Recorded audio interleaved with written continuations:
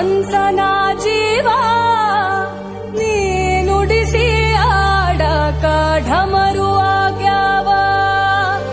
ಯಾಕ ಶಿವಲಿಂಗ ನಡೆಸುತ್ತಿ ಹಿಂಗ, ಏನೇನೂ ಇಲ್ಲಯ್ಯ ನಮ್ಮ ಕೈಯಾಗ. ಎಡವಿಸಿ ತಾಳ ಉರುಳಿಸಿ ದಾಳ ನಡೆಸಿದಿ